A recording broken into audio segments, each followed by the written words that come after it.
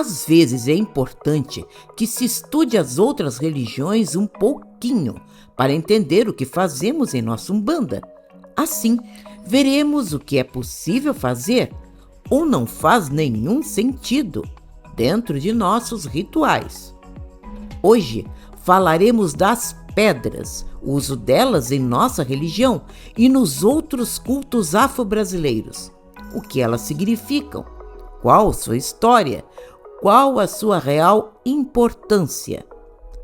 Assim, não esqueça de dar seu like e ativar o sininho. Ajuda muito para que o nosso vídeo seja recomendado a todos. Então, bora lá falar de Umbanda. Não há uma religião no mundo, nenhum texto sagrado que não as mencione. Serão pirâmides no Egito e nas Américas. Na mitologia grega, o misterioso Stonehenge, as pedras fundamentais dos templos e cidades, como a Betel de Jacó, citada na Bíblia, a Caaba dos muçulmanos, a linga hindu e até as pedras amaldiçoadas, como o famoso diamante Hope. Falar de pedra para qualquer religioso curioso é um assunto sem fim. Mas por incrível possa parecer, há um ponto em comum em todas elas que citamos, inclusive nos cultos africanos e religiões afro-brasileiras. Todos dizem a mesma coisa, a seu modo. Neles, a pedra sempre será a materialização de uma energia espiritual, uma energia fabulosa que se solidifica, se aglomera na forma de um mineral. Resumindo, a pedra é algo espiritual que se torna matéria. Vamos ver nesse outro exemplo contado por Babagida Olo-Ajagunna em um texto precioso. No Essay-Tenfá, ligado ao Odu Oyekomedi, fala que as pedras, os okutás, saíram da divina esfera em direção à terra durante as longas primeiras chuvas, lá no início da formação de nosso mundo. À medida que tocavam o chão, se solidificavam. Essa energia, vinda da divina esfera, era aquela dos próprios orixás. Por isso, as pedras seriam diferentes entre si, identificadas pelos seus formatos, origens, peso, aparência e cores, ligando-as a eles. Em outro Essay-Tenfá, do Odu Oxê Odi, Deus Olodumare enviou 3 chuvas sobre a terra, sendo que a primeira estava cheia de pedras.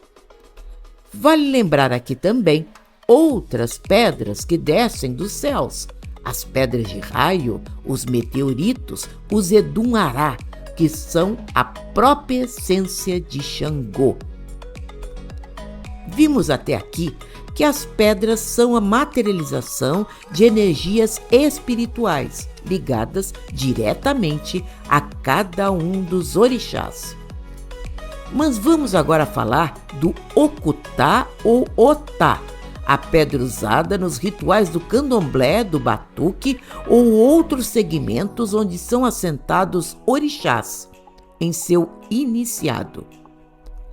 Essa pedra ou grupo de pedras que serão utilizadas no ritual de Ibá ou assentamento são especiais, contêm energia, são vivas. Há critérios rígidos e alguns sacerdotes afirmam que há dentre eles alguns que têm facilidade para escolher a pedra certa. Outros falam até de peso maior, para dizer que uma pedra que nasceu para essa função será diferenciada. Essas pedras serão escolhidas em certos locais ou regiões, dependendo de cada orixá, pelos critérios de cor, aparência, textura, e isso não quer dizer tamanho. Poderá ser pequeno ou grande, isso não importa na escolha. Acabou aqui? Não. Elas serão lavadas com uma série de cuidados e preparadas para receber sobre si o sacrifício animal, que fará a ligação definitiva entre o iniciado e a pedra, ligando-o ao orixá. Mas espere, como assim? A pedra, previamente escolhida e preparada, será compatível com a energia do orixá, como já vimos há pouco. Justamente por isso, será possível ligar o ori, o plexo coronário do iniciado, às energias de seu orixá. Portanto, o papel do okutá, da pedra nesse ritual, será servir de elo entre o corpo material e espiritual do iniciado, as energias sutis de seu orixá. Já ouvimos aqueles que afirmam que o okutá seria um pedaço da própria África, trazendo-a para junto de seu iniciado, ligando-o diretamente às aldeias de origem dos orixás, recriando no espaço físico do templo a própria aldeia de origem deles. Mas isso será cogitação. Essa pedra, a partir de então, será cuidada com muito zelo, mantida em vasilhas especiais, e tudo isso se justifica por ali conter a ligação de alguém com seu orixá, mantendo-o sempre equilibrado em seu corpo e espírito. Incrível conhecer tudo isso, não é verdade? Mas se aplica a Umbanda? Por mais haja discordâncias, não. Pelos vários motivos que trouxemos até aqui. Na Umbanda, não cultuamos diretamente um orixá, nem fazemos assentamentos em cabeças com eles. Na Umbanda, um orixá se manifesta em nós através de seus trabalhadores, nossos caboclos, pretos velhos, exus e crianças, que responderão em suas linhas nessas energias. Na Umbanda não há o sacrifício animal. Contudo, usamos outros egés de igual força em nossos trabalhos. Também não estamos diretamente ligados às tradições de origem africana, como acontece no candomblé, batuque ou outras religiões que lidam diretamente com orixás, procurando preservar suas origens.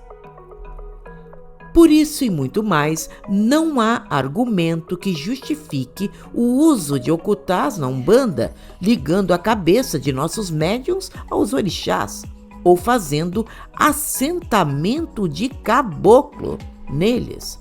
Obviamente, não faria sentido.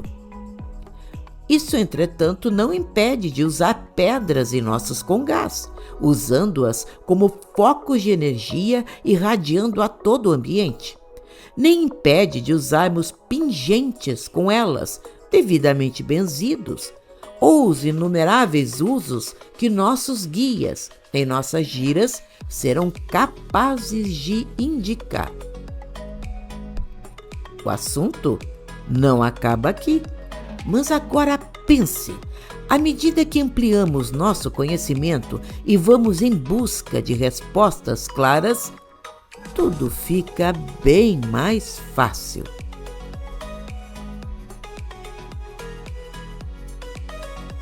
Gostou? Dê like e compartilhe em suas redes sociais. Toda semana um vídeo curtinho, cheio de real fundamento, feito com carinho para você. Então, até a próxima!